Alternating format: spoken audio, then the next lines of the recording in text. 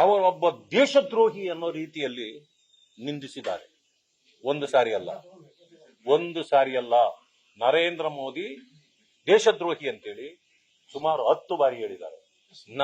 ನಾವು ಅದನ್ನು ಹೇಳಿದ್ದೀವಿ. ಮಾಡಿ ಮಾತಾಡಬೇಡಿ ಅಂತ ಏನ್ ಮಾತಾಡೋದು, ನಾನು ಹಂಗೆ ಮಾತಾಡೋದು.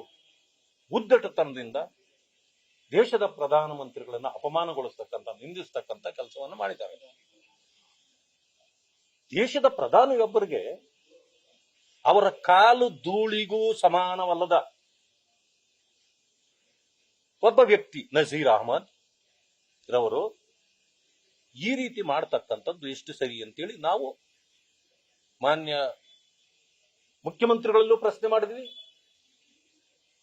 ಮಾನ್ಯ ಸಭಾಪತಿಗಳಲ್ಲೂ ಪ್ರಶ್ನೆ ಮಾಡಿದ್ವಿ. ಸಭಾಪತಿಗಳು ಅದನ್ನ ಕಡತದಿಂದ ತೆಗೆದ್ಬಿಡಿ ಅಂತಂದು.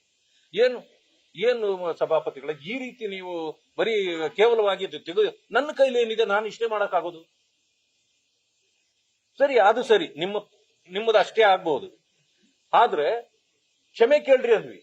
ಇನ್ನು ಕ್ಷಮೆ ಕೇಳ್ರಿ ಅಂದ್ರೆ 10 ಸಾರಿ ಹೇಳಿದ್ರು ನಾನೇನು ಕೇಳೋದಿಲ್ಲ, ನಾನು ಹಾಗೆ ಮಾತಾಡೋದು ಅಂತ. ಇದು ಮಾನ್ಯ ಮುಖ್ಯಮಂತ್ರಿಗಳ ಸಮ್ಮುಖದಲ್ಲಿ ನಡೆದಿರ್ತಕ್ಕಂಥದ್ದು. ಆ ಕಾರಣದಿಂದ ನಮಗೆ ಬಹಳ ನೋವಾಗಿದೆ. ಸಂವಿಧಾನವನ್ನ ಕಾಪಾಡೋದು ಈಗೇನಾ ಇವರು?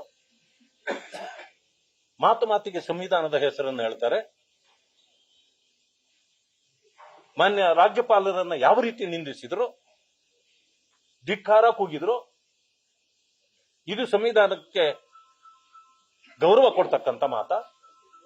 ಅದೇ ರೀತಿ ದೇಶದ ಪ್ರಧಾನಮಂತ್ರಿಯರ ಈ ರೀತಿ ಅಗೌರವದಿಂದ ಮಾತಾಡ್ತಕ್ಕಂಥದ್ದು ಎಷ್ಟು ಸರಿ? ಆ ಕಾರಣದಿಂದ ನಾವು ಇವತ್ತು ಬಾವಿಗಿಳಿದು ಹೋರಾಟವನ್ನ ಮಾಡಿದ್ದೇವೆ. ನಾಳೆ ಅವರನ್ನ ಸದನದಿಂದ ಅಮಾನತುಗೊಳಿಸಬೇಕು ಅಂತೇಳಿ ಈಗಾಗಲೇ ಒತ್ತಾಯ ಮಾಡಿದ್ದೇವೆ. ಆ ರೀತಿ ಕ್ರಮ ಆಗಲೇಬೇಕು. ಇಲ್ಲ ಅಂತಂದ್ರೆ ಯಾವುದೇ ಕಾರಣಕ್ಕೂ ನಾಳೆ ನಾವು ಸದನದಲ್ಲಿ ಬಿಡೋದೇ ಇಲ್ಲ. ಬೇಕಾದ್ರೆ ನಮ್ಮನ್ನು ಸಹ ಎಲ್ಲರನ್ನೂ ಬೇಕಾದ್ರೆ ಹೊರ ಹಾಕ್ಲಿ, ಸಸ್ಪೆಂಡ್ ಮಾಡ್ಲಿ, ನಮಗೇನೂ ಚಿಂತೆ ಇಲ್ಲ. ಯಾಕಂದ್ರೆ ದೇಶದ ಪ್ರಧಾನಮಂತ್ರಿ, ಸಂವಿಧಾನ ಮುಖ್ಯವೇ ಹೊರತು ನಮಗೆ ಉದ್ದಟತನ ಮಾಡತಕ್ಕಂತ, ಪ್ರಧಾನಮಂತ್ರಿಯನ್ನ ನಿಂದಿಸ್ತಕ್ಕಂತ ಒಬ್ಬ ವ್ಯಕ್ತಿ ನಮಗೆ ಮುಖ್ಯ ಅಲ್ಲ.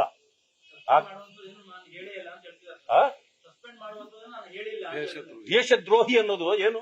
ಪ್ರಧಾನಮಂತ್ರಿ ಒಬ್ಬರನ್ನ ನಾಚಿಕೆ ಆಗಲ್ವ ಅವ್ರಿಗೆ? ಏನೂ ಮಾಡಿಲ್ಲ ಅಂತ ಬಂದು ಹೇಳಿ, ಮುಖ್ಯಮಂತ್ರಿಗಳು ಹೇಳಿ ಏನೂ ಮಾಡಿಲ್ವಾ ಇದು ಅಂತ.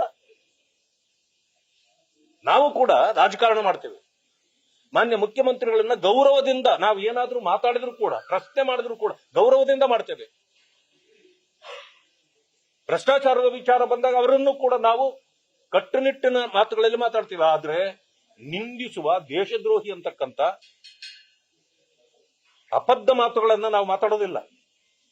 ಯಾಕಂತಂದ್ರೆ ಈ ವ್ಯವಸ್ಥೆ ಅಂತದಂದ್ರೆ ಪ್ರತಿಯೊಬ್ಬರನ್ನು ಗೌರವಿಸುವ ವ್ಯವಸ್ಥೆ ಇದೆ. ಈ ತರ ನಿಂದಿಸ್ತಕ್ಕಂಥದ್ದನ್ನು ನಾವು ಸಹಿಸೋದಿಲ್ಲ. ಏನೇ ಆಗಲಿ, ನಾಳೆ ನಮ್ಮೆಲ್ಲರನ್ನೂ ಸದನದಿಂದ ಅವರು ಅಮಾನತು ಮಾಡಿದ್ರು ನಮಗೆ ಚಿಂತೆ ಇಲ್ಲ. ನಾವು ಈ ದೇಶದ ಪರವಾಗಿ ನಿಲ್ಲಬೇಕಾಗಿದೆ, ಪ್ರಧಾನಮಂತ್ರಿಯವರ ಪರವಾಗಿ ನಿಲ್ಲಬೇಕಾಗಿದೆ. ಇವರ ಉದ್ದಟತನಕ್ಕೆ ನಾವು ತಕ್ಕ ಪಾಠ ಶಾಸ್ತಿಯನ್ನ ಮಾಡಬೇಕಾಗಿದೆ. ಅವ್ರನ್ನ ಅಮಾನತು ಮಾಡಿ, ಇಲ್ಲ ಅಂತಂದ್ರೆ ನಮ್ಮೆಲ್ಲರನ್ನು ಅಮಾನತು ಮಾಡಿ ಅಂತಕ್ಕಂಥ ಮಾತನ್ನ ಸಭಾಪತಿಯವರೆಲ್ಲೂ ನಾನು ನಾಳೆ ಒತ್ತಾಯ ಮಾಡೋದಿದೆ. ಹೀಗೆ ಕೊಡ್ತಾ ಇದ್ದೀವಿ ಹೋಗಿ. ಈಗೆಲ್ಲರೂ ಕೂಡ ಮುಖ್ಯಮಂತ್ರಿಗಳ ಸಮೇತರಾಗಿ ಅಲ್ಲಿ ಕುಳಿತಿದ್ದಾರೆ. ಆ ಕಾರಣದಿಂದ ನಾವು ಅಲ್ಲಿ ಹೋಗಿಲ್ಲ. ತಮ್ಮ ಇದರಲ್ಲಿ ಬಂದು 2 ಮಾತಾಡಿ ಅದಾದ ಮೇಲೆ ನಾವು ಈಗಾಗಲೇ ಬರೆದಿಟ್ಕೊಂಡಿದ್ದೇವೆ.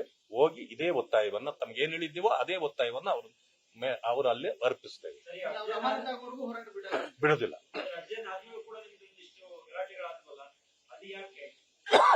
ಅದು ನಮ್ಮ ಸದಸ್ಯರು ಮುಖ್ಯಮಂತ್ರಿಗಳು ಅಲ್ಲೇ ಇದ್ರಲ್ಲ, ಆ ಕಾರಣದಿಂದ ಹೋಗಿ ಅವರಿಗೆ ಒಪ್ಸೋಣ ಅಂತ ಹೋದ್ರು. ಅಲ್ಲೂ ಕೂಡ ಅದೇ ಆರ್ಭಟವನ್ನ ಮಾಡಿ ಹೋಗಿ, ಉದ್ದಟತನದ ಆರ್ಭಟವನ್ನ ಮಾಡಿ ಹೋಗಿದ್ದಾರೆ. ಅಲ್ಲ, ಅವ್ರು ಏನ್ ಹೇಳಿದ್ರು ನೋಡಿ, ಕಡತದಿಂದ ತೆಗಿಬಹುದಷ್ಟೇ, ನಾನು ಇನ್ನೇನು ಮಾಡಕ್ಕಾಗುತ್ತೆ ಅಂತ ಕೇಳಿದ್ರು. ಏನು ಮಾಡಬಹುದು ಅನ್ನೋದನ್ನು ನಾವಿವಾಗ ಅರ್ಜಿ ಕೊಡ್ತೇವೆ, ಅದನ್ನು ಮಾಡಿ. ಅದನ್ನು ನಿಮಗ್ ಮಾಡಕ್ಕಾಗಿಲ್ಲ ಅಂದ್ರೆ ನಾವೆಷ್ಟು ಜನ ಇದ್ರು ನಮ್ಮನ್ನ ಹೊರಗೆ ಹಾಕೋ ಕೆಲಸ ಅದು ಮಾಡಿ. ಎರಡಾದ್ರೂ ಮಾಡಬೇಕು.